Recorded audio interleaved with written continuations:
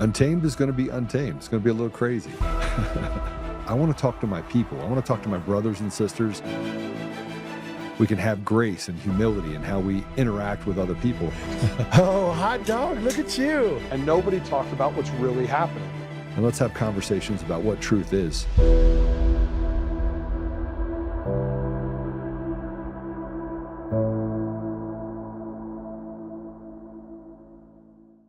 You want to fire, you're going to get it. So I'm going to go ahead and just bring Mark on. Before we do, GoCo. Good sponsor for us. And I've been answering questions.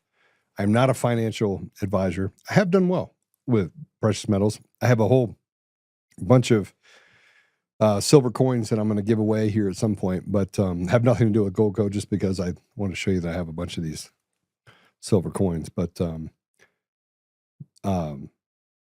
yeah, go to untamedgold.com. You will not be my thoughts on where gold and silver are going and why this is going to be a good investment for you are well known. But go and just get the packet. All I want you to do is get the packet. You can go to untamedgold.com. You can go in, put your information in. It's a free packet. Go get the free packet. Start there, right? They're going to send it to you.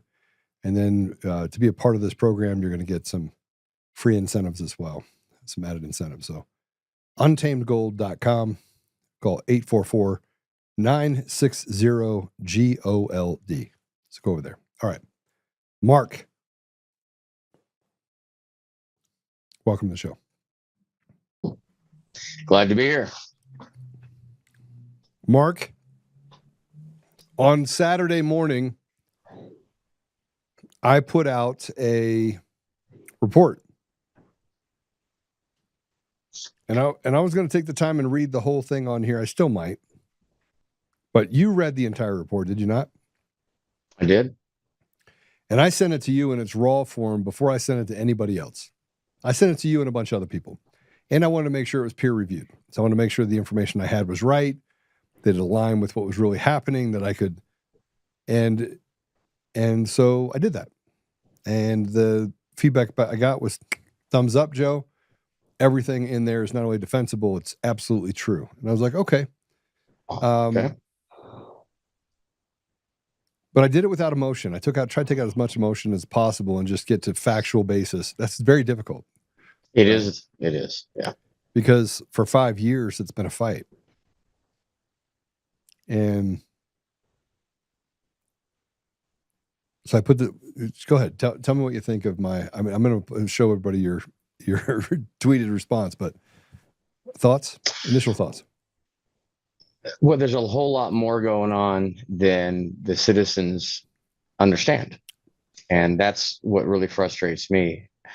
A lot of people have believed the real manufactured lie, and half the country is at each other's throats, all because of a bunch of lies perpetrated by a small group of people.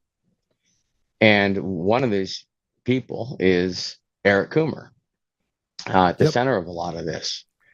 And I cannot stand liars. I freaking hate them. And there's been so many people that have been hurt, horribly hurt, relationships destroyed, lives destroyed, futures destroyed, just because of some evil people that couldn't care less about what's right, what's honest, or about their fellow man, but only are there to take advantage and cause harm to people. These are the demons that are among us, sadly. And this Coomer is one of them. And I am very happy to be in a position where I can help you and others expose the lies of all these people, because the American citizens deserve a whole lot better than this. The world deserves better than this. And we can't allow ourselves to be taken advantage of by this small group of people. I'm not saying they're stupid. They're actually incredibly intelligent, but very evil and intelligent. And we have a system here that they have set up, unbeknownst to most American citizens, most people in the world, that allows them to covertly manipulate this system that we use to measure our will. And so we are living in a society, we're living in a world that is reflective of our will not being accurately measured in our election. So we truly don't have freedom. We have a facade of freedom, and it's all perpetrated by people such as Eric Coomer, who have no problem lying straight to our face and the face of other law enforcement as well. So Yeah, but I'm ready to take them all down. It went further than that. See, Eric Coomer poked the bear. He poked me. And he continues to poke me with his lying little lawyers. And so I'm in the process now of filing criminal complaints. That's my next step is, what they're doing to me personally is it's a 5-year crime spree, right? That's what they've done to me. They came after my family. They caused all of this by creating this charade of I didn't do anything wrong. But I want to take you back in time on this, and let's put up the original, if we can, put up the original tweet that I put out.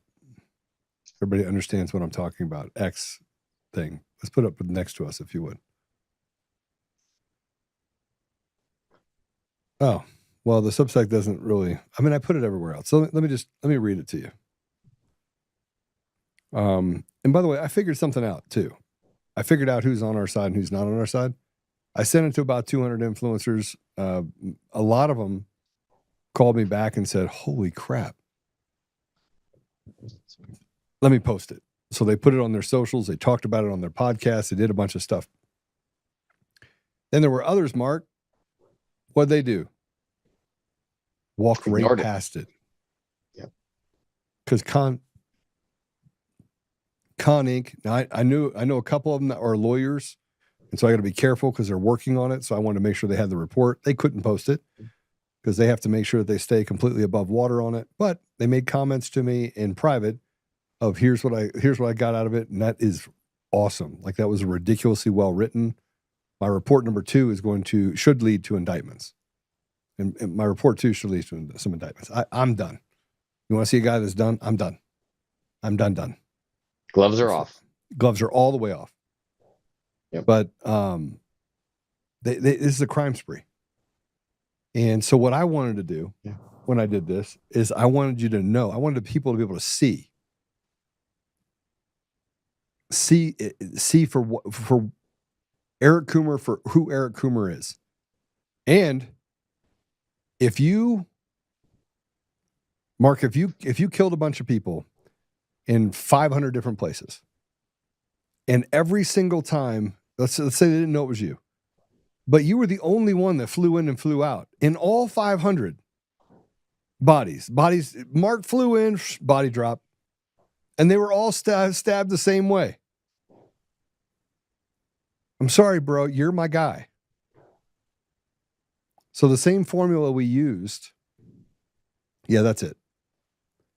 The same formula that you would use for a forensic audit, if you were looking at the IRS for someone that was stealing or cheating on their taxes, same thing you would use in a case of embezzlement, the same mathematical theories that you would use in order to find predictively whether or not organized crime was operating in certain areas. The same thing you would use in order to get to a place where you have an ironclad, this is the guy that committed the crime. That's what we did in this report.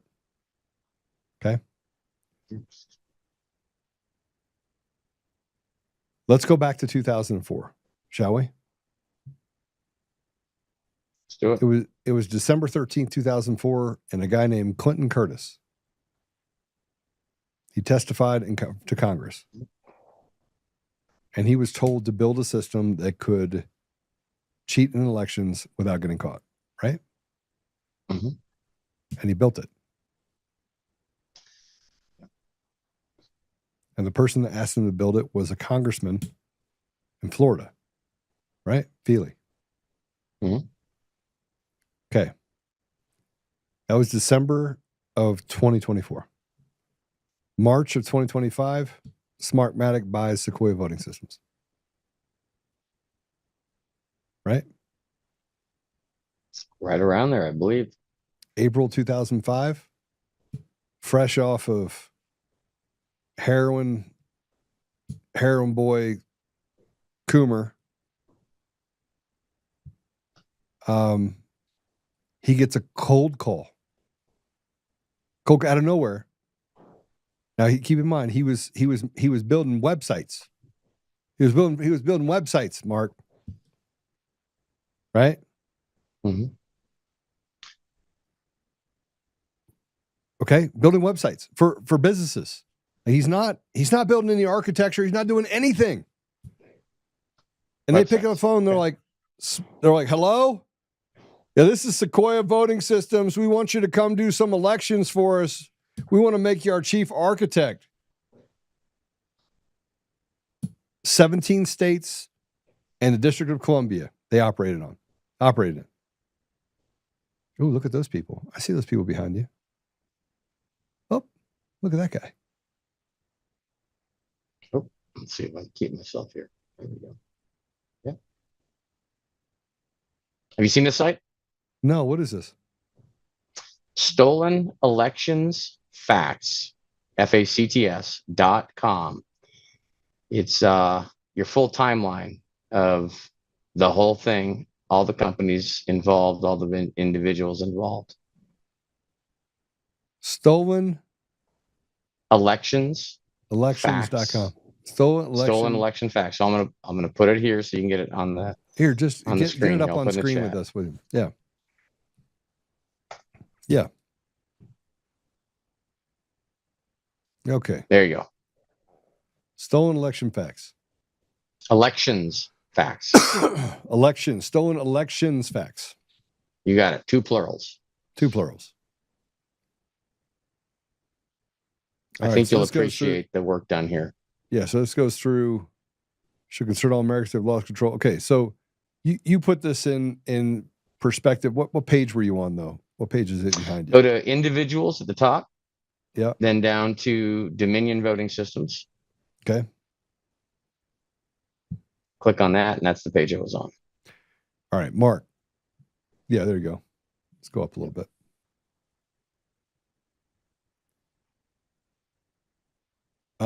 So you have John Poulos, founding president, CEO of Dominion Voting Systems. Dominion is now in 150 municipalities, and we used a couple of province-wide elections, including most polling stations in Ontario's 2010 election. Dominion also had technology in 1,000 United States counties across 35 states. Poulos has grown the company through direct support to elections in Mongolia and the Philippines. That's not the only one, so. Jack Blaine. Now, this guy was the original guy who was the president and CEO of Sequoia. He had multiple positions, and he stated that for all practical purposes, the only company other than Sequoia with which SVS had any significant involvement was Smartmatic. Maintained business relationships with its former owner. Now, you remember CIFIS? They had a 2007 hearing and said, you must sell because of a 2006 election. So keep going up though. I want to get to the other. There's Eric Coomer. You don't have anything written about him. What's going on? Well, I'll say this isn't my work, but I'm sure we'll make sure that it is fortified with the proper information. Okay. All right. David Moreno, know all about that guy. Okay, so here's some stuff that he's an engineer integrator, Smartmatic says solution in the Sequoia product line, lender integrator for Dominion Voting Systems, being responsible for the warehouse production and testing of the products and solutions that are deployed under the election. Wow. Moreno is a very interesting fella. I'd like to know a lot more about that.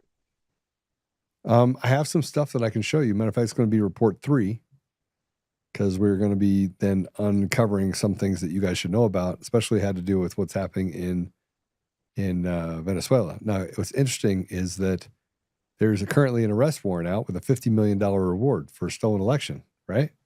Mm-hmm. What system substructure do they use there? Smartmatic? Same one for Smartmatic. Same, identical. Same substructure. Okay. So here's where it breaks down, though. Go ahead and put on there if you can, and then I just want to know your thoughts on this. If you could put up on the screen the Substack.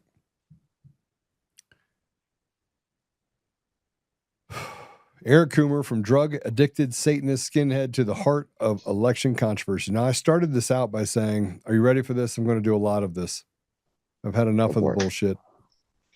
The part you're not going to get, the part you are not going to get in this report, of the couple dozen Venezuelans from the 2006 Genesis, 3 became whistleblowers in 2021, was murdered in 2022. That will be a story all in itself. So much for perfect villain. No, I'm pretty sure he is the villain. Is a villain. Okay. So we went through this, and I'm not going to read the whole thing. I may actually do a show where I do read the whole thing so you can hear it, all of it. But in April of 2005, fresh off of his being a drug addict, heroin addict, dry heaving on the ground by his own words, right? They asked him to become Sequoia a month after they bought Sequoia from Smartmatic. Now, he did websites. That's what he did. He did websites. He did not. There was no grandiose thing that Eric Coomer was doing. He was not like deep in the middle of building infrastructure and doing great things. He was a drug addict that was headed to prison for a long time. Am I wrong? But with a physics degree. With a nuclear engineering degree, not a physics degree. Nuclear engineering. Boy, it's pretty incredible. Not many people have a nuclear engineering degree. So, no. And then he wrote a thesis. Do you guys have the thesis back there? Oh, I'll send it to you right now. So what I did, Mark, is over the last 5 months, people have talked about the fact that you have PID controllers inside of it, that it had to be a complex algo, right? Mm-hmm.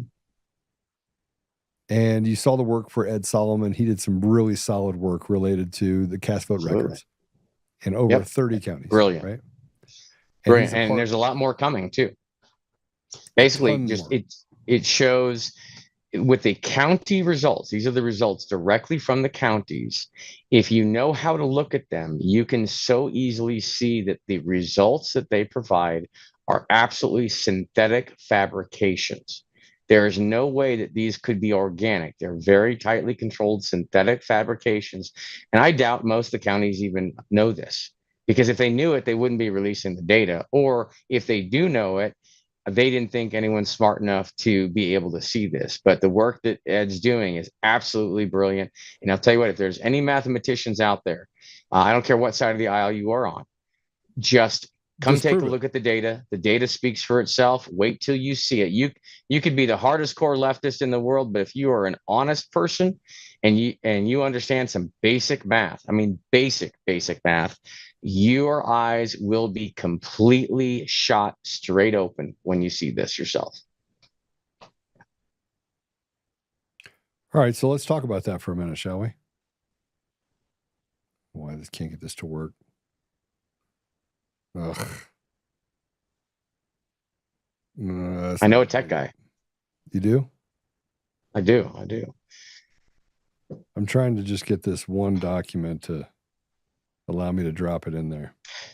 All right. So what I did is I took and I worked with some other non-Ed types, and I asked Ed to send me some data, and he sent me some data, and I walked through it with him, and then I presented that data. And I wanted to make sure that it would pass muster. So then I sent it to other people and said, okay, I need you to peer review this. Does it work? And they're like, yeah, it does. But how do you know that the data is real? And I was like, okay, here's where the file came direct. Chain of custody came right off the site. Yep. By the way, this is where they changed it in Arapahoe County. And they all started changing it in other counties, but this was prior to that. And here's where we got the data. So they all said the same thing. Joe, if that's true, and I was like, I need you to talk me through the complex algorithm that would have to be created. And this is 5 months ago, and I had this, Eureka event. Yep. And I go, why would they hire a drug addict? And I know his dad worked for the Pentagon. I know his brother worked for General Dynamic, was involved in the war machine, that there's deep connections in the in this environment. So I'm like, okay, well, that would influence it. But here's you have a guy that could not pass a background check. Could he? Not a chance. Not a chance. But luckily, Dominion probably doesn't do background checks. Not or they Dominion, probably Sequoia. wouldn't This have is Sequoia. even Sequoia. Even Sequoia. And we both know who worked with Eric back in the day at Sequoia too. Happens to be a neighbor of mine. Speak. You know Chris. Mm-hmm. York. Yeah. Yep. Yeah. Yeah. He worked with Coomer back in the day, and saw a lot of this stuff. Didn't quite connect all the dots, but Until certainly later. did a little bit later. Absolutely. Yeah. And he's been a huge help as well. He was one of the first people to come forward to say, this is how they did it. They eliminated log files. That was before, by the way, he was on with me before we ever had an audit and found out that this was true. It was way early on. See, this is the part where I say it's going to lead to indictments because the timelines are tight. Like I'm tight on my timelines, right? And Coomer went to work for Sequoia. What was his job title?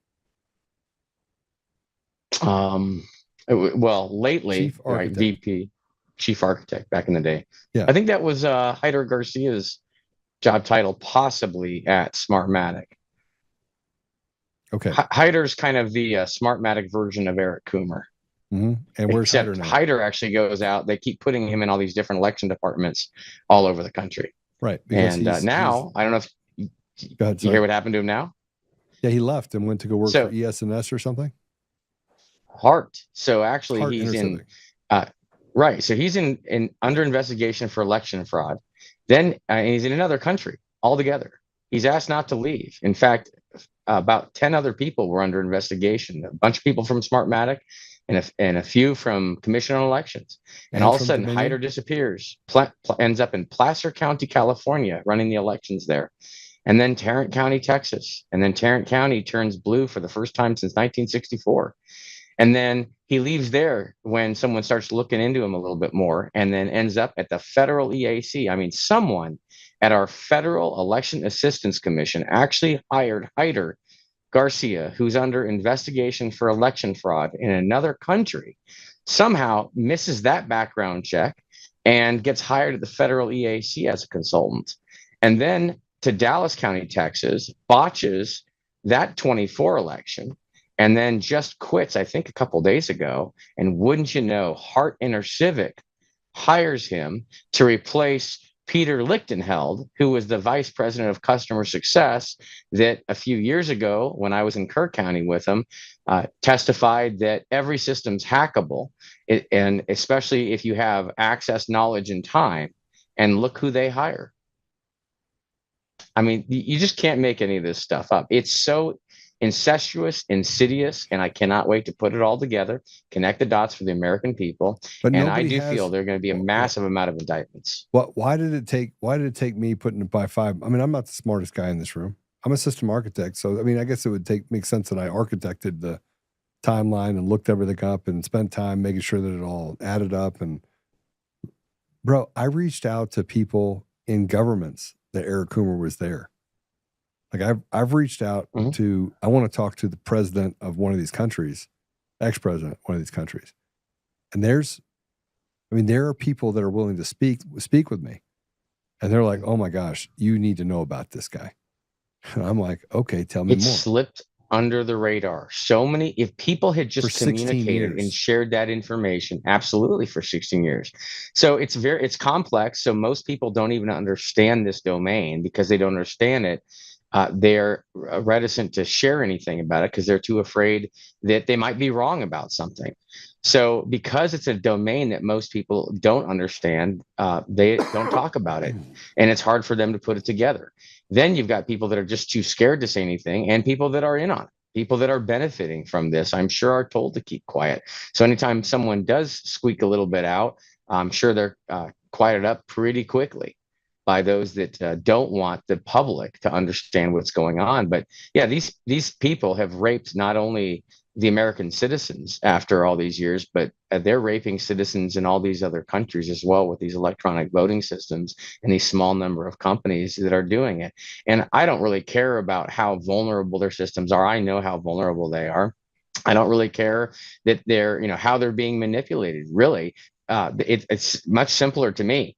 The citizens are not in charge of their own elections. Full stop. I don't have to talk about vulnerabilities. All I know is the citizens don't have control of their own elections, and the citizens use the elections to control who they represent or who represents them and what laws they have to follow. And so, if the citizens don't have control over the very system of measurement, we're done. We're done with that discussion. That's why we have no choice. We just need to rip all these systems out and go back to something that the citizens have full control of. Again, full visibility, full control, full verifiability. But I'd love to put the whole mystery together and hold everyone accountable too that did this, perpetrated this upon the American people and the people of this world. And nothing would make me happier than to see them held fully accountable for everything that they did to all of us. And that's why I'm proud to do it. All right. So I need to, and what you're saying is absolutely true. Let me see if I can find the other one real quick. Oh, that's the exponential decay. That's where it came out. So, so I ran it through all these tests, Mark. So with people, I want to say mathematical people. And then I came back and I said, okay, what's the probability? What would it look like? And so I started using some of the systems that we have on the AI side that we built in with Athena and said, because I want to use my own system first for a lot of reasons. And then I wanted to be able to have a big enough number of counties and states and a control. So there are some cities that have no fraud. There are. Absolutely. Right. Yep. And so I had to find 4 counties that had no fraud. Right? In different states that use the same substructure. So it had to be ES&S, had to be Smartmatic, or had to be Dominion. And that they were good. Like you get the cash for record, you get the information, you put it in the system, and it says, yeah, this is the way people are supposed to vote. Right? Now, fast forward. Actually, that's not true. So these aren't people. They wasn't just Dominion. I used like Clear Ballot was one. I just needed to make sure that the election was real. Right. Yeah. And that it didn't follow any, it looked real. It acted real. I guess I should say, could it have been fake? Yeah. But this is what the law of large numbers and what happens over time with a group of people. When people look at the data of the election, you see the trend of votes over time. Yeah.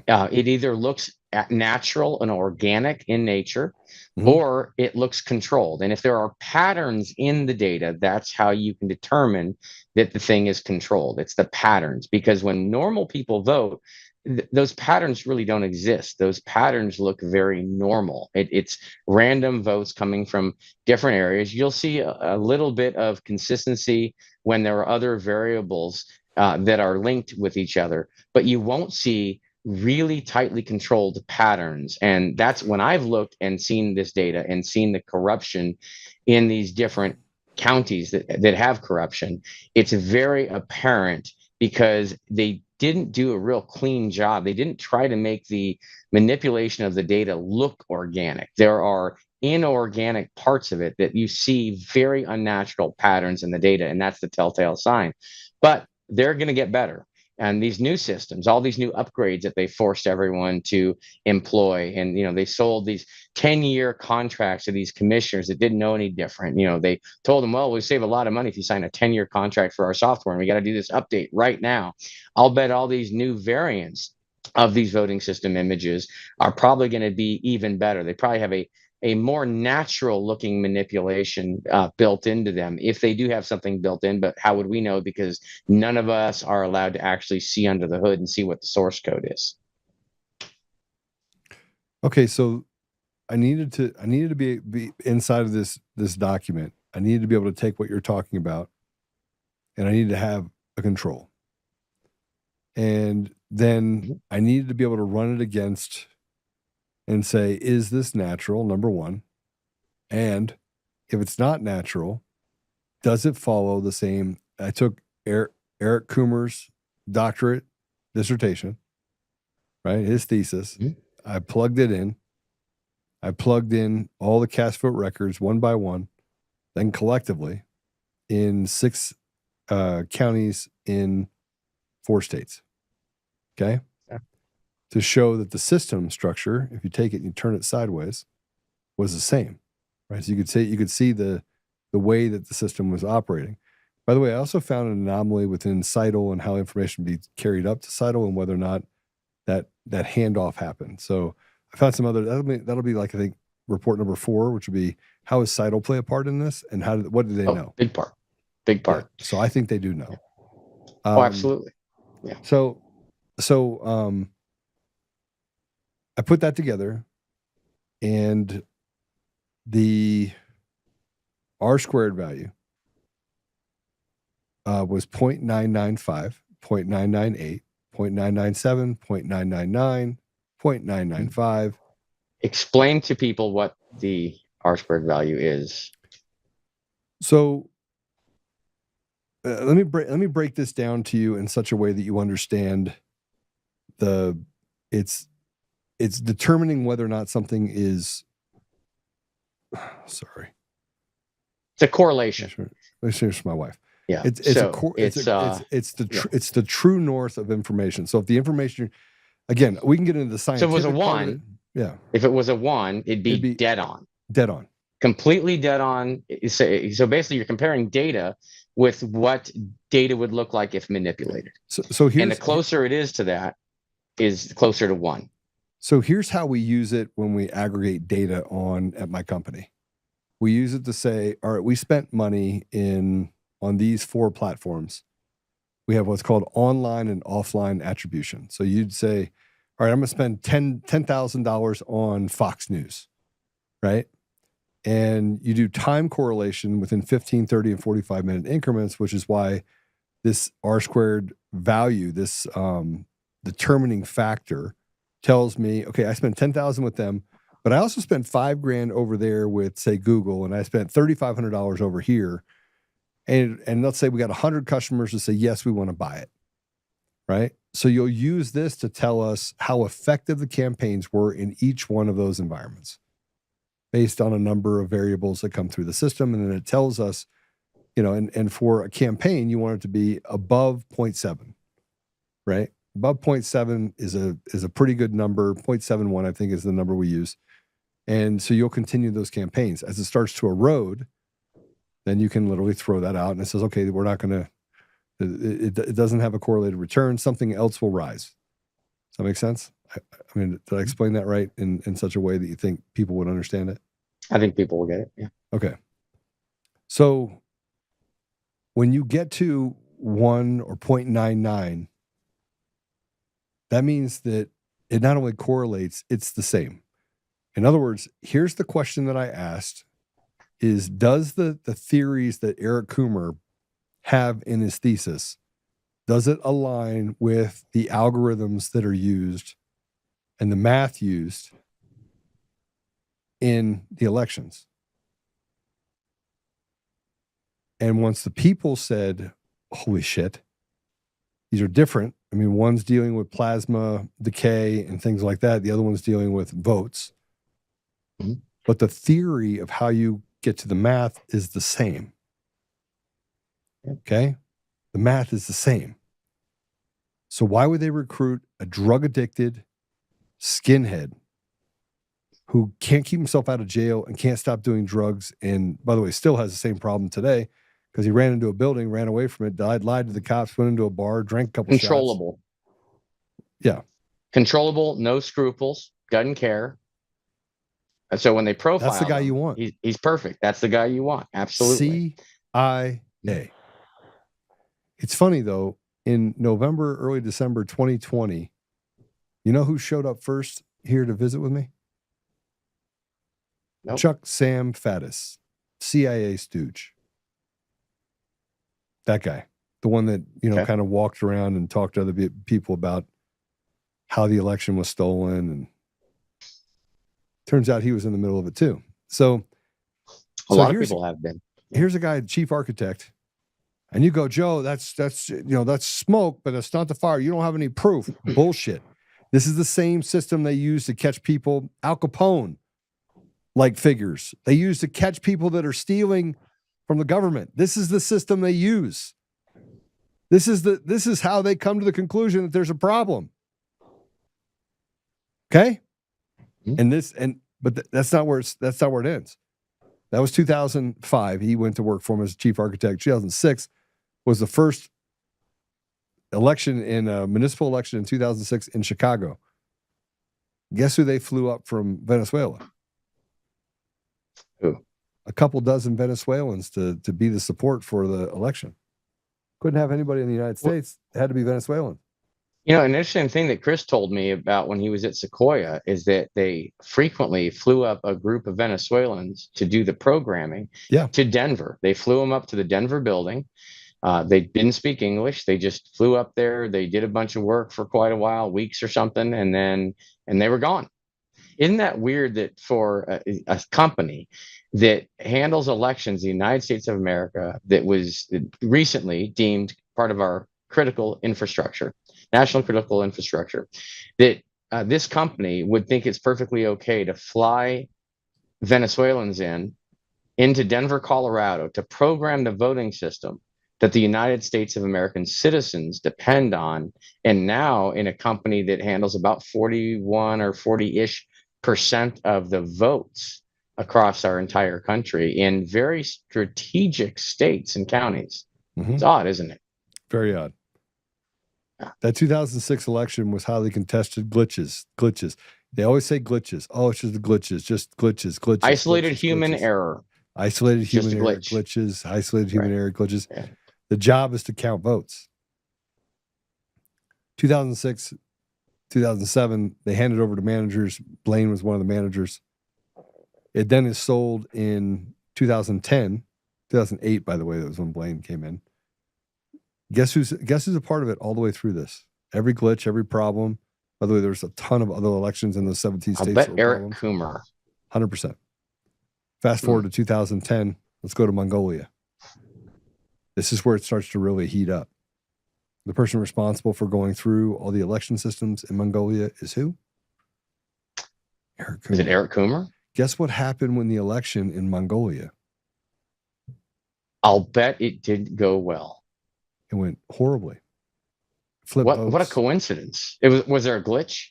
There was a massive glitch, but then Smartmatic sued Sequoia, right? I'm sorry, sued Dominion because they were collecting information, central information in Mongolia to the election.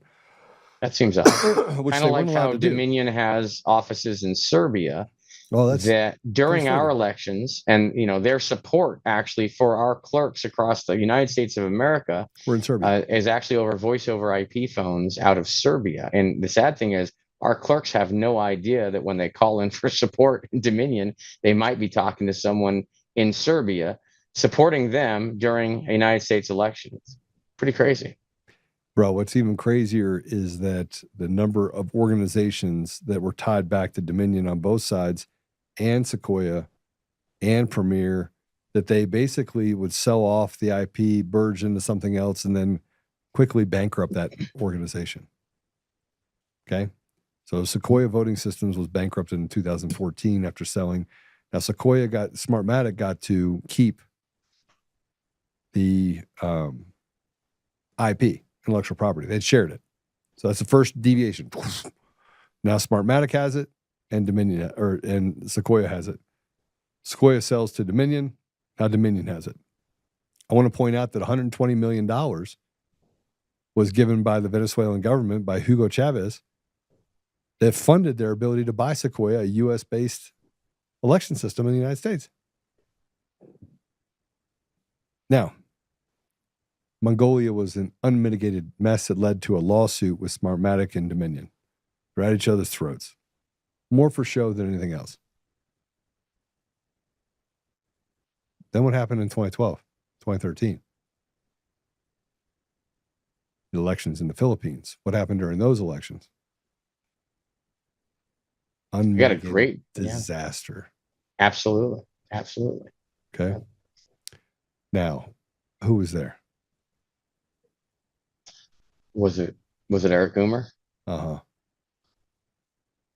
Yeah. Mm. 2014. This is the only unverifiable report that I have. You had the Maidan coup in a country called Ukraine. The substructure of that election system shared in part what? Let's see. I'm gonna cruise through here on the master timeline. Yeah. As well. While you're doing this, I thought this could be cool, except my head just disappeared. Let me see. I'll fix that in a second here. Let's there we go. Yeah. I'll make some adjustments here, but let me get up to 2012 on the master here, because I think you'll really appreciate going through and lining up what you've got with this. Okay, here we go. What month now in 12? Well, we're up to 14, the Maidan coup in Ukraine. 14. Okay, so here we go. Got it. Jack Blaine's.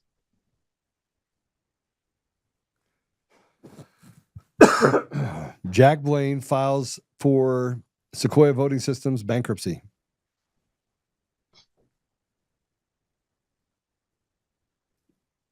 Yeah. And he writes an affidavit. By the way, I have that affidavit. That's gonna be one of my reports as well. Brennan, what does it say? Brennan Center raises concerns of voting machine vulnerabilities. September. Yep. Then Smartmatic CEO announces SGO group with Mark Malik Brown as the chairman. We need to fill in the part about what happened with Ukraine in this, in the Maidan coup and the stealing of an election in there, right in the middle. Well, we'll get this fortified. Yeah, bro, it is so connected to all information. Of it. It's unbelievable. Yeah. Look, if you read that report that I wrote, by the way, I'm still in a lawsuit with Eric Coomer right now. I mean, he's still keeping the facade up. But if you go through this, I mean, they're going to go down. I mean, and of course he's going to keep it up. He's going to do everything he can, because he's going to be cooked here real soon. They got everything to lose. You can't just give in. Yeah. So this is the unverified report on 3/13/2025. That's the last part of me not getting it verified. I'm still in the middle of someone that was there, and I just want pictures. So what I take pictures and or corroborating evidence that would put him there on the ground. I have some of it, but not enough that I feel confident yet. So 15 to 18 bribery in the Philippines, indictments in 2024. This is all during Coomer's work at Dominion. Dominion Serbia data center built by roaming networks. I have all the documentation related to that. That was their data center. It was built in connection with Huawei, which is the bank in China. There was a big customer of roaming networks. There it is right there. Dominion brings talent from Belgrade, Serbia, right there. Yeah. Smartmatic proceed in Philippines for changing source code. Okay, so here's an interesting part about this entire thing. Since 2009, how many times do you think that they had reviewed the source code for Dominion voting systems? That somebody had gotten into the source code? Who's they? Anyway, they who? I mean, testing it. Anyone? Yeah. I doubt our testing labs are probably not getting the source code. Yeah, I highly doubt it. Since 2009 that they actually reviewed the source code? 0. 0 times. Yeah. Validated 0 times. So up till 2020, they had never. They would review and they would check and the functions, but they would not have access to the source code. Yeah. Now that was and that's not Clay Parikh. Although I did send some out to him, he didn't answer me. That's other people. No, the people, the testing labs, all their job is just to test the software to see if it works. And when they actually examine the source code, from everything I could find, the only thing that they've done, and I don't know how many times they did this, maybe only once, but they put it through a source code syntax checker, and it looks for all, bad syntax and common programming errors. But no one is evaluating the logic in the source code. And so everyone knows what that means. The logic of the source code is what the code actually does, what the program does step by step. I have never seen any evidence that anyone other than the voting system vendors has actually evaluated every single line of that source code to see what the program actually does. And that is a massive problem, because most people think, oh, well, of course they test it. Of course someone looks at it. Great. If they do, prove it to me. Let me see some evidence that someone's actually done that, because Dominion source code alone, the last count I saw, was 2.1 million lines of source code. Okay, so you tell me how long it would take someone to look through 2.1 million lines of source code. Let's say you had a book that was 2.1 million lines long in a book. How long is that going to take someone to read that book if it's in plain English?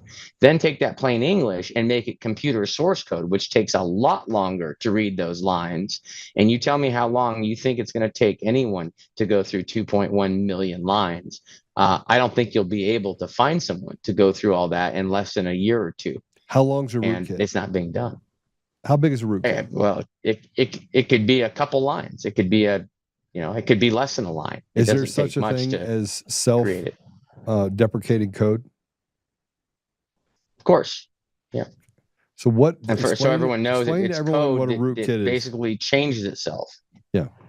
So a rootkit is it's like a virus, but it's a much more advanced virus. And what it does is it embeds itself before the operating system even loads. So most viruses, traditional viruses, load within the operating system like other programs. A rootkit loads itself before that in a different area of the computer that normal programs that would scan for viruses cannot see. It cloaks itself and then loads everything else after it. And it sits in this hidden layer that you can't see. So viruses were out for decades, and then all of a sudden these really, really advanced came out, and that was called a rootkit. And there were no tools that could detect the rootkits because they can't be detected while the system's running. The only way to detect a rootkit is you have to turn the operating system off. You have to boot into a different environment to examine the contents of the hard drive to see what it is that's actually loading. And that's if the rootkit's on the hard drive. If the rootkit is embedded into the BIOS of the computer, then most bets are off at that point, because you have to use really specialized tools to examine rootkits that are integrated or born into the BIOS itself. So it's no one is going to be able to find these things. And if someone's really skilled, even the best of us are not going to be able to detect them. Okay. So rootkits, possibility in how they could be used in an election. Of course. Yeah.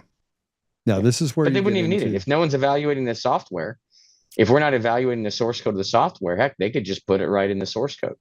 The other place that a lot of people don't realize they could easily put it in, which is, if I was a bad guy, it's where I would put it in, is in the stored procedures in the databases.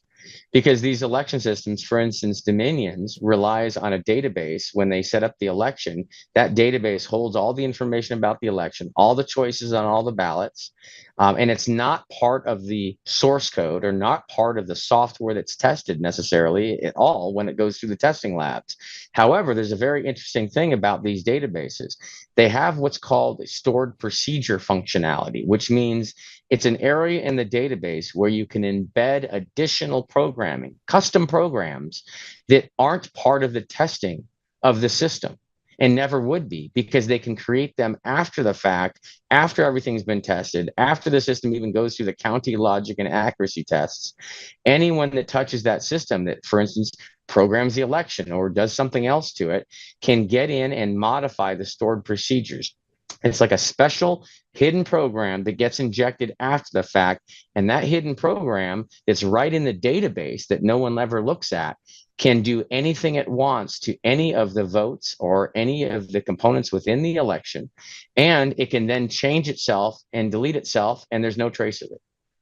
So that's where I would do it. I do it right in the stored procedures. That way, no one would be looking at it. When all these poor little counties contact Dominion to program their elections because it's too complicated for them to do themselves, and Dominion only charges about $2,500 to do it. Well, Dominion could actually program that election database. If they then send the county to put inside their system, they could embed all that right in there, and the county wouldn't have the slightest clue. Okay. So I think it's important for people to understand that we came to the conclusion based on using cast vote records that mathematically it aligns with Eric Coomer's doctorate thesis, right?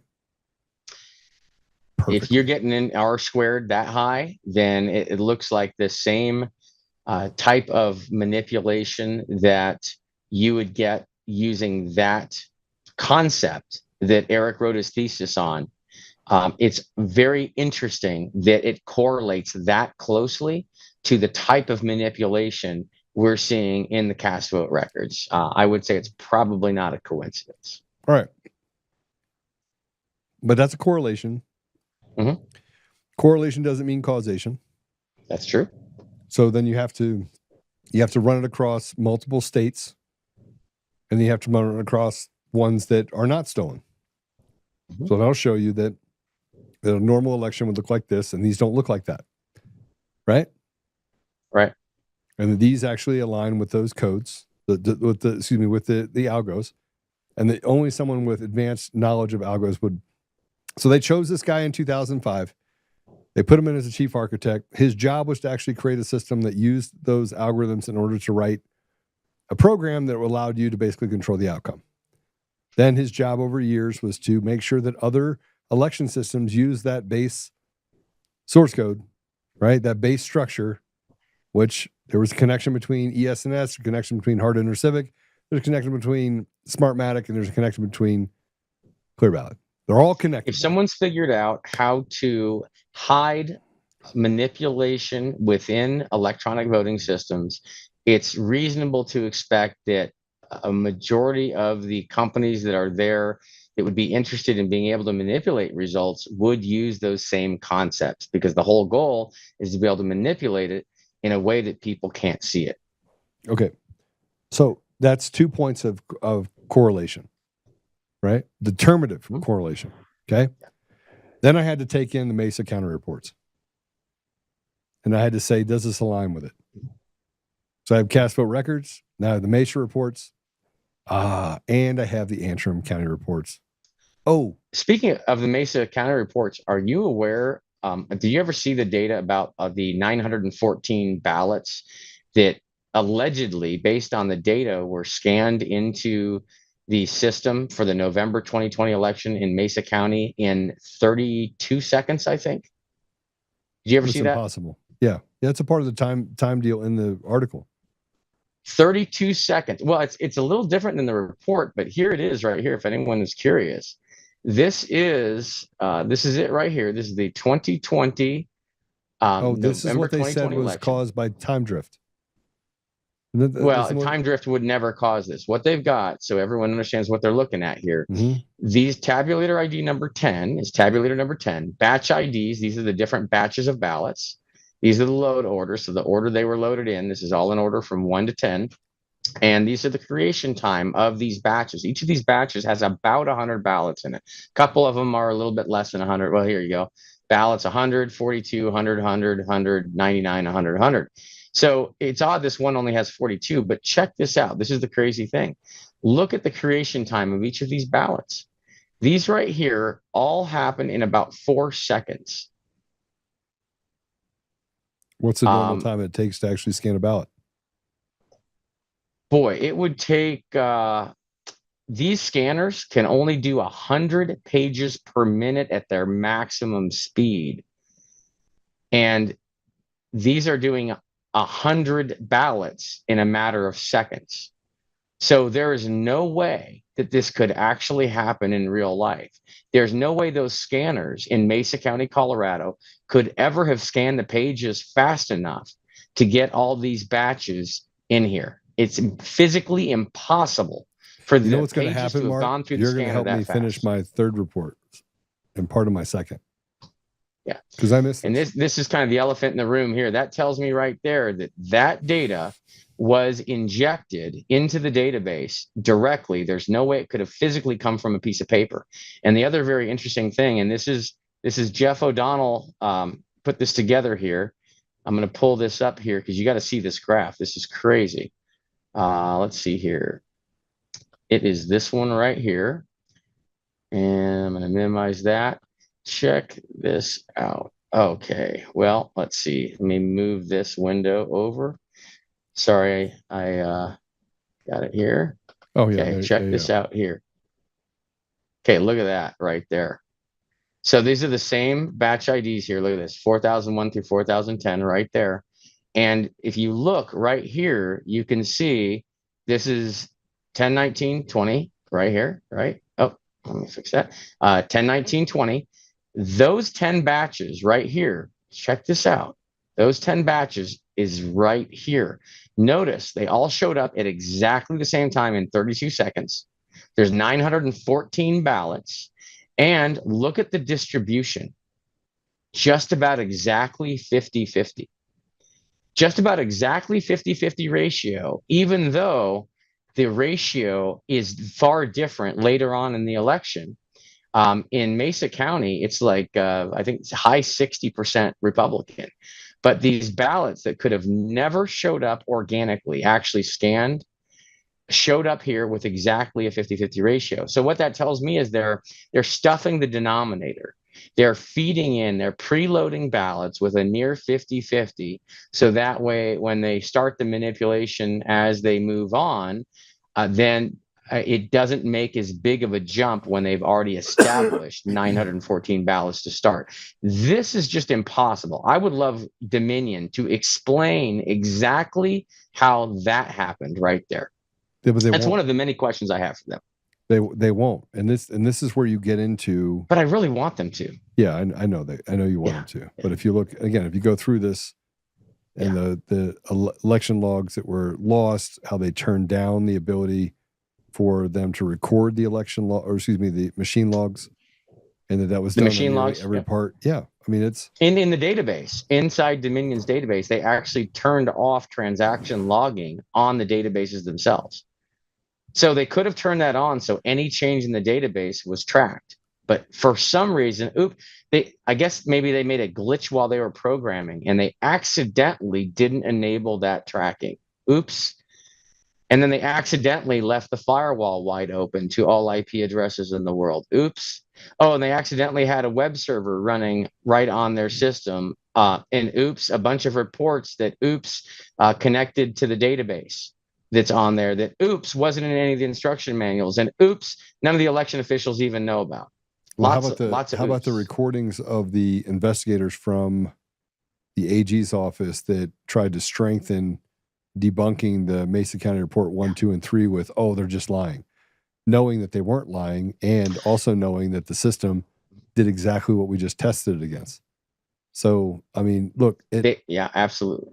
If you go down and you look at the reports in not just Mesa County and you run those against the reports in Antrim County, and then you run them against the report, even the flawed report that came out, the initial report, not the one that was redone by the lawyer for the Senate, because it was rewritten.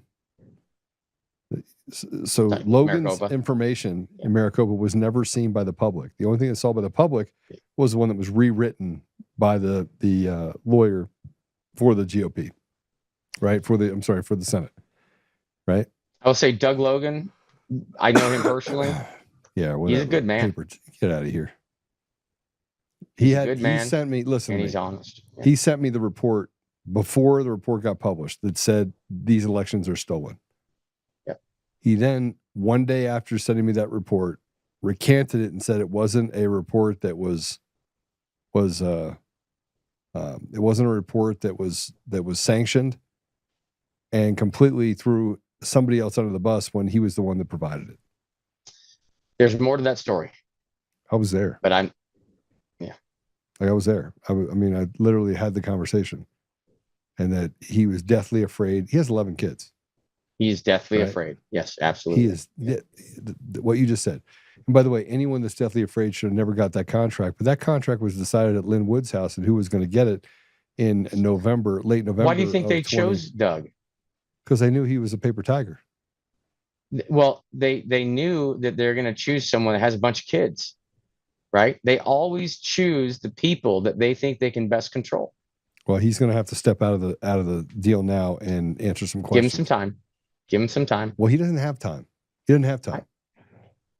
Mark, come on now. I mean, you said this to me before, and I was like, all right, I'm going to take a walk, because I've been working on this for 5 months, and I had to make sure that I had Coomer dead to rights, and that there was no way that no one would hire him. He couldn't pass a background check to work at McDonald's, and all of a sudden he's working at the 17 states and the District of Columbia running elections as the chief architect. And he wrote. Kamala worked at McDonald's, didn't she? Maybe they met there. Yeah. Maybe they met there. My point is that they've tried to destroy my life. They have. And now I'm just pissed. Now I don't care. I got nothing to lose, and I'm coming out with everything that I got. And you should see the stuff I learned about their attorneys. That was fun. I mean, it's all dirty. It's all dirty. It's all dirty. It's all incestuous. It's as disgusting as you could possibly imagine. The hardest part is going to be putting it together in a format that's digestible to the average person, because it's so gross and it's so big. It's so overwhelming.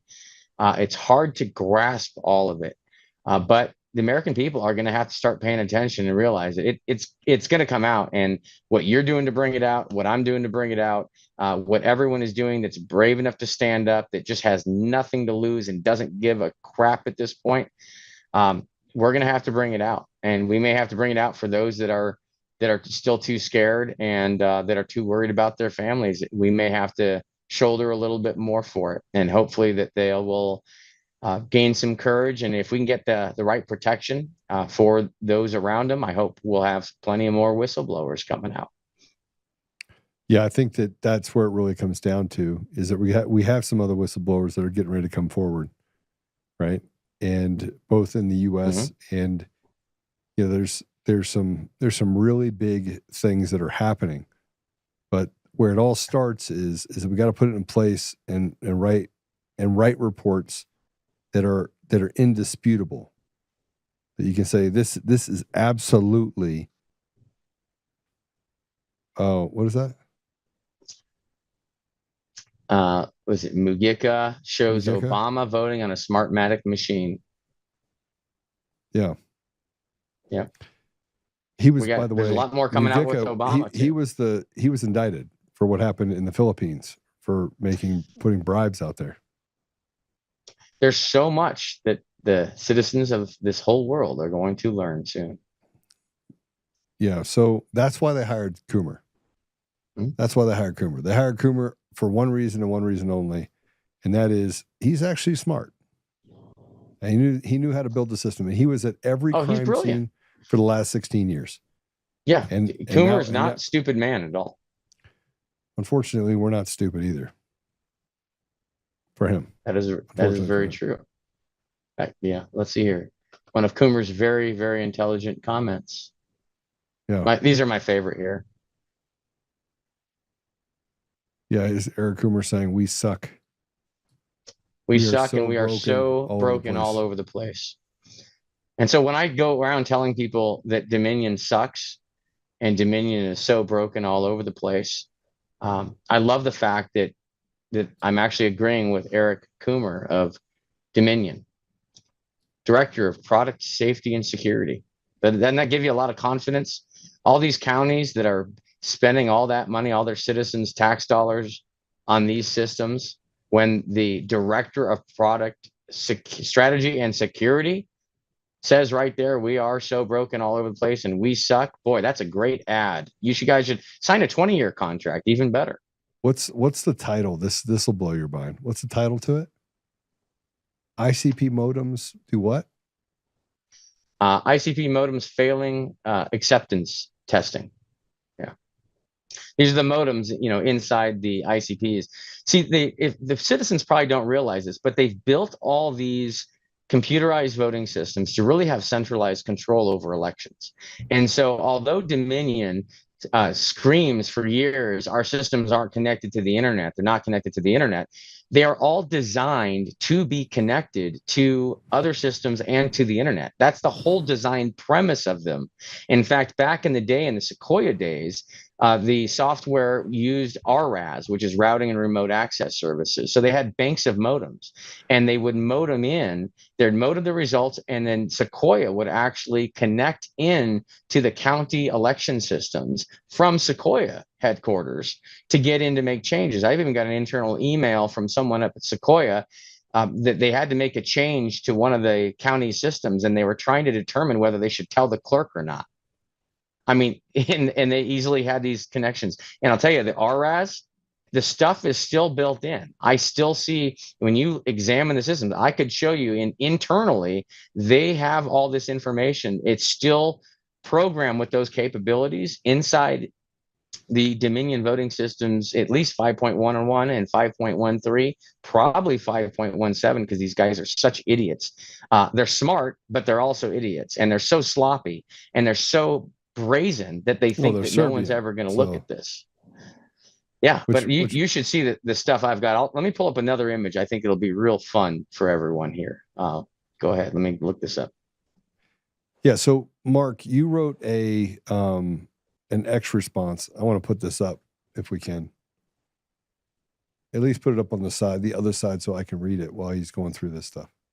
Yeah, you can take me off full screen. That's fine. It'll take me a second to find this anyway. Are you guys hearing me in the control room? Are you guys hearing me in the control room? Control room went to go take a leak, probably. No, there's multiple people. Control room. Help me, control room. Okay, so can you do me a favor and put up Mark's X response to my post? So Mark came out like fire, pissed. And you also picked the wrong effing fight with me. I'm going to join Joe and come at you like a wrecking ball. You lying psychopath, God-hating criminal demons. Can you go ahead and mute yourself? And hurt hundreds of millions of souls. I'll slave away my entire life working nonstop so I could devote my later years to helping others. You took that from me. You stole that time I will never get back, and you destroyed the resources I was going to use to help others. I will now destroy all of you in the most excruciating, nonviolent way you could ever imagine. So that's Mark, by the way. And Mark, you are an expert. Oh, there's more. And I will work with everything I've got to return elections to the people so we and every future generation will actually live with freedom and liberty. I pledge allegiance to our republic, and I will do all that it takes to protect it. You mess with the wrong effing American, and it won't be just myself and Joe. You've woken the sleeping beast and far more of us. And as the beast of real, true, God-given freedom in millions of Americans stretches after a slumber and takes its first deep breath, you will feel what's coming your way. My fellow Americans, it's time. Start leaning in to hand count your ballots now, because we will be doing so now that we are taking our elections back. That's handcountroadshow.org/a-count-able. Whew. It's a lot. It's a lot, but that's what has to happen here, man. The citizens of the United States of America have to actually be free again. And it's so easy for them to become free again. And when we take back control of our elections, we run them ourselves. We count our own dots. We get our own results at the precinct on election day in person. We count where cast immediately when the polls close. No more funny business. When we remove the control mechanisms that have been plaguing our elections for decades, we will suddenly have a country that actually reflects the will of the people. That's what will give this country back to its people. That's it. It's as simple as that. It all comes down to that. And then we'll take care of all these a-holes after the fact. But right now in this upcoming election, this is critical stuff. Yeah, if we don't get rid of machines and mail-in ballots now, I'm under pretty good. We got to do it right now. I'm under pretty good information that there's going to be a lot of things moving in the last next 30 days or so. So I mentioned the web server. This is one of the other things. There's so many things in this image. I spent a lot of time examining these images. Just so everyone knows, I was one of the lead forensic examiners on the Tina Peters case. I've spent a lot of time staring at these images, and I started making a list of all the concerns I had in it. But I'll tell you what, the list got so big, I was making a list of everything I saw that was wrong, every oversight in security or common best practices. And it got so long, I realized it probably would have been faster if I had just made a list of what they did right, because I have thousands of screenshots of issues. But I want to show some people some of this, because I bet no one's ever seen this before.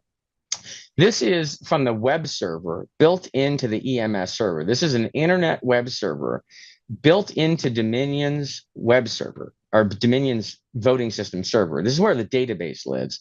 These are the reports that they've got in there that the clerks, election officials, have no clue there's a web server running on this thing. And they have no clue that there are reports in this web server, and they're running on unencrypted port 80. So that's the HTTP, not the HTTPS. Super safe and secure for Mark, our nation's voting systems. Mark, yeah, are you an expert in this? Absolutely, 100%. Okay, just checking. Yeah, just a little bit. So look at some of these reports here. These are some of the hidden reports that are in these systems that our election officials have no clue about. But I want to just cycle through. I want to pull some interesting reports up that I saw that were kind of shocking. So I'll just go through some of them here. And I don't know why Dominion would have these types of reports available to them when no one else even knew they were there. There's one, let's see, hide portion. I don't know why they're hiding things in the reports. They've got, let's see here, report title, RCV method. So lots of ranked choice voting capability built in there. They've even got some information. Let's see here, hide unresolved write-ins. Count unresolved write-ins as undervotes. It's got a percentage field to choose percentages in the report. Place where you can choose the database that you want to get into. Let's see, hide unresolved. There's some modem stuff in here too, which is really interesting. There's device settings, show voting location, number of precincts, programming groups. These hidden reports are real interesting there.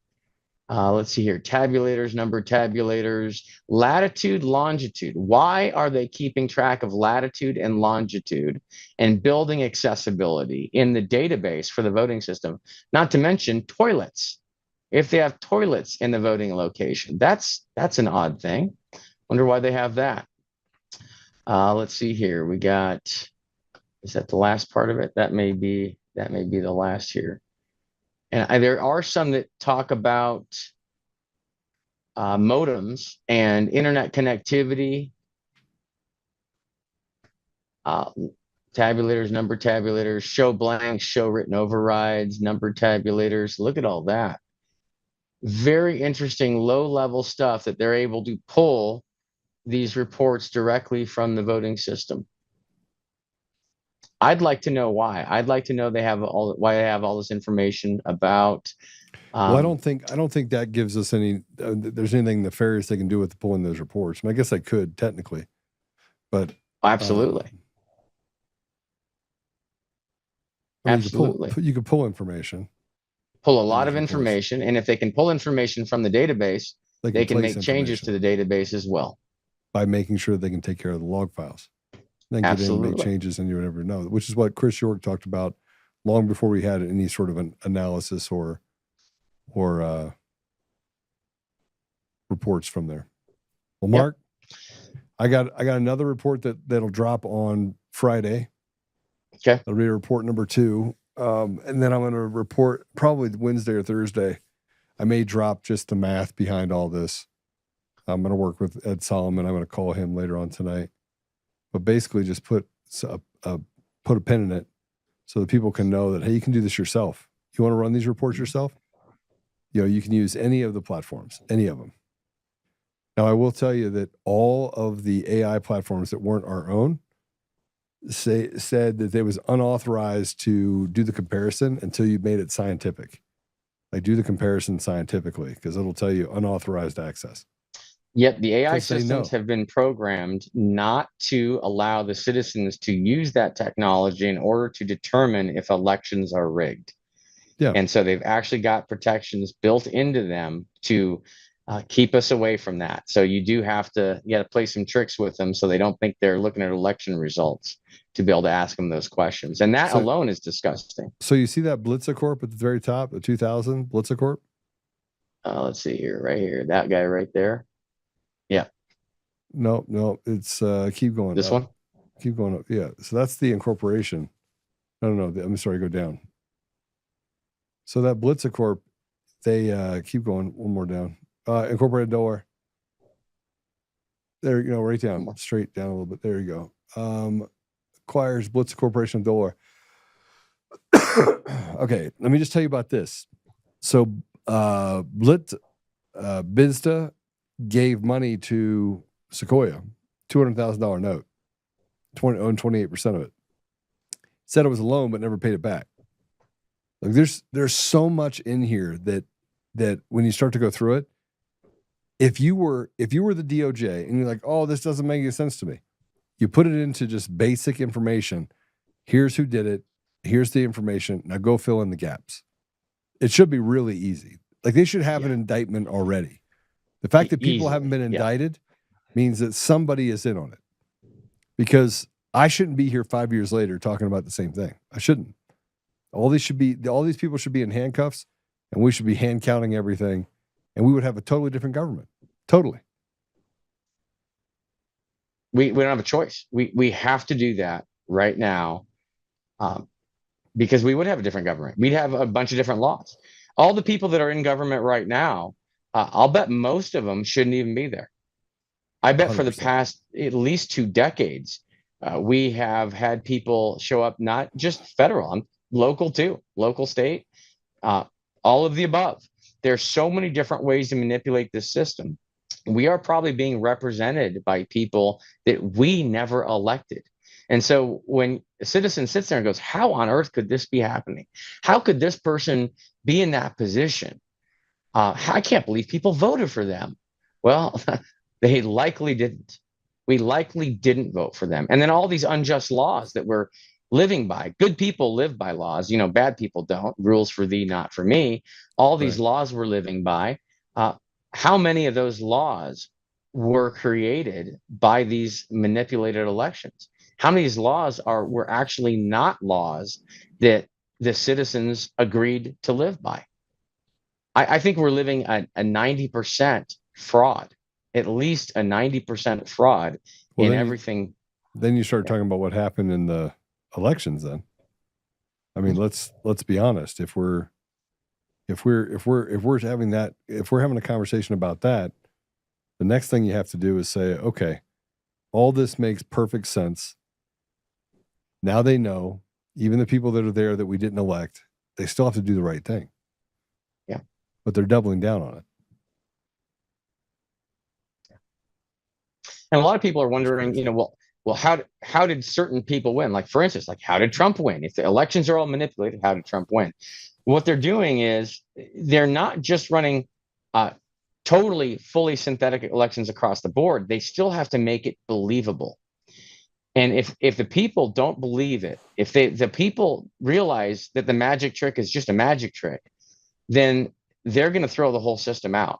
So what they need to do, these psychopaths, they have got to keep the system of illusion in place, because as long as the people believe that it works, then the people won't get rid of it. So their goal is keep it in place, make it as believable as possible while still being able to manipulate it. If they just manipulated it 100%, it would become less believable to the citizens, and then the game would be over. And that's what happened when Trump showed up. And that's why they can't stand the guy, even though I love the guy. He showed up and threw a massive wrench into their plans, not because of who he is, but it actually happened because so many people went that way. So many people, we had an election that was so imbalanced that they couldn't sway the idea, the illusion enough to make it believable. And in 24, of course, they could have just stopped counting in the middle of the night and stolen it, stuffed all the ballots in like they did 2020. But they couldn't do that and get away with it without people realizing it's all BS. So that was a strategic move on their part. They bet, okay, well, let's let Trump win right away. We'll steal all the down ballots and we'll try to neuter him for 4 years. So this is what's going to happen going into 2026. Absolutely. It's going to swing fight the a other lifetime way. right now. Mm-hmm. Yeah, I mean, it's absolutely going to, and they're prepping to do it right now.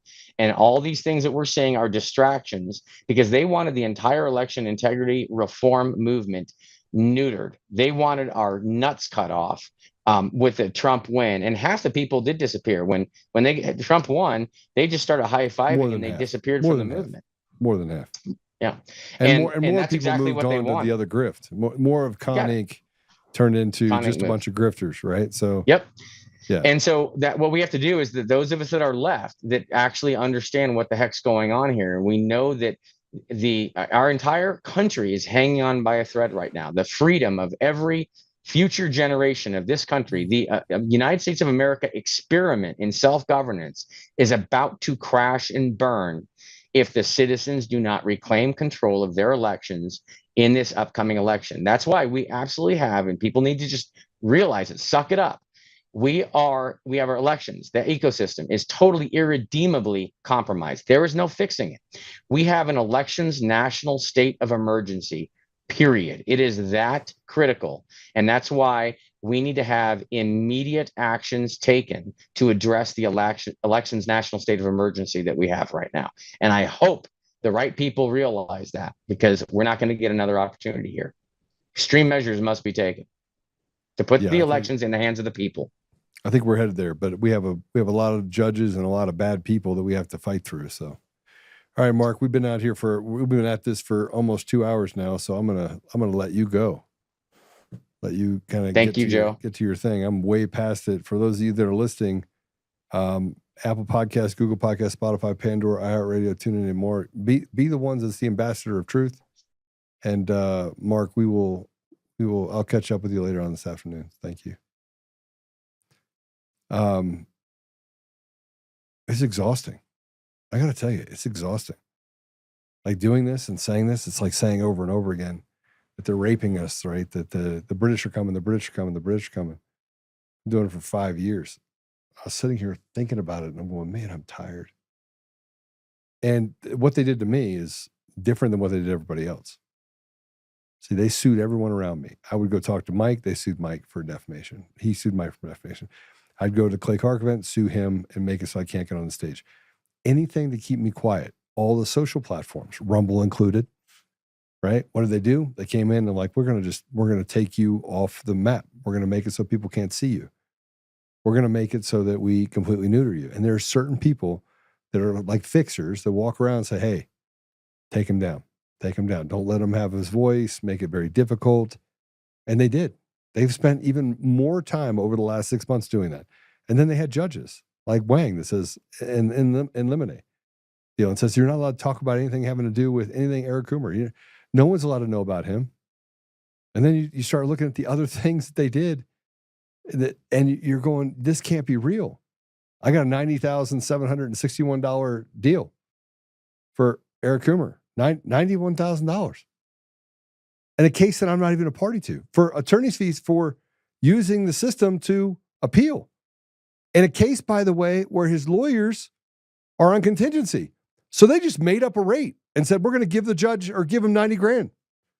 You can't make this up. You can't make this up. And then I get attacked. So my report's coming out. Man, I'm just going to start slaughtering people. Slaughtering them. Eric Coomer is not going to. I've got a whole mess of websites that I'm putting up there. I am literally going to walk door to door with pieces of paper about Eric Coomer in my reports, and I'm going to walk every neighborhood, and I'm going to put it on every single person's door. And then I'm going to tell other people, hey, here's the paper. Go ahead and make a copy of it and pass it out everywhere. Why? Because if technology is captured, and it is, I mean, I got guys that I used to talk to all the time. And it's not just the left. They've slandered me so much that the people out there are like, oh, Joe's crazy. Joe talked about wanting to kill people. I did not. I said they should be hung by their neck until dead. I didn't talk about killing them. I talked about justice and the fact that you committed treason. You should lose your life for what you've done to the American people. And if you don't like it, I'm sorry, but that's the consequence for treason. Sedition. But the left uses it, do whatever they want. But they've attacked me differently than they've attacked anyone else. You name one person that they've done what they've done to me. They sued, Sequoia and all those guys sued Mike Lindell, right? Not Sequoia, excuse me. Smartmatic and Dominion. Did Dominion sue me? No. And if they sue me now, okay, I'll just represent myself. At what point does it get to the ridiculous where you have Staple Street Capital? You have all these companies that they basically can silence any one of us that they want. And I wrote a report. It got shared 250 times in the first 20 minutes. Reached 30,000 people. Then 40,000. And then they basically shut it down. I had guys that shared it that had millions of followers. No one's allowed to see it. And you say, well, it's the algorithm for X. No, it's not. No, it's not. It's someone putting their finger on the dial and saying, don't let this be seen. And every time we turn around, that's what we get. It's not a conspiracy or a conspiracy theory. It's a conspiracy against the truth. I'm not going to stop talking about it. And I'm not going to stop fighting.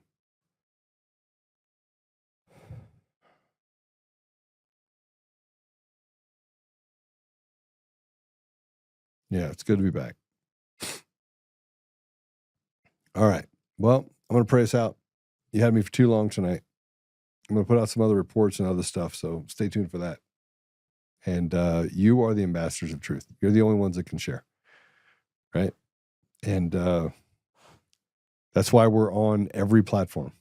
I got more platforms that we're getting ready too. I had a platform called Q Broadcasting and all these different. I'm like, look, I'll just put it out there. No problem. Because they literally want to steal everything that I'm saying and say, we're gonna cover it up. I mean, I don't know. I guess I'm that big of a threat. Oh, Susan Rice, good to see you as well. Thank you for coming out, guys. Jeff, Chris, Gammy, Paul. All right, let's go. Father God, thank you for having us, and thank you for first guest. A little bit challenging, he has a difference of opinion. Got a little agitated when I started to question him, so I let up on him, Father. But that was grace, I think, more than anything. But Father, I just ask that you not only give me, but give Jeff the ability to be movable in our beliefs and to validate the things that you believe and to bring it to you when there's question. Father, help us that we may be patient, but also be strong, that we may stand up for what's right and not necessarily what's popular, and to seek you and seek the restoration of you to our communities, to our country, and to the world. Father, I ask you to help us in this adventure of getting to the bottom of all of this fraud that we deal with, the stealing of our voice and the ultimate enslavement of the people, of your people. We're grateful, Father, for the things that you have given us. And we lay that down in front of you and say, Father, what is it that you would like us to do? Help us, Father, we may always listen and follow the path that you want us on, not necessarily the one we want us on. I say these things humbly in the name of Jesus Christ. Amen. All right. I'll see you guys later. Same time, same station. Tomorrow at 2:00. I won't go as long. Sorry. I am going to do some stuff on locals. We're trying to figure out some stuff. And so I'll get you guys on, let you ask some questions, do some behind the scenes stuff. We'll do some great stuff. So I want to call in and pray. I'll let you do that, Jeff. We may have you do that. It's going to be good. All right. God bless you all. See you soon.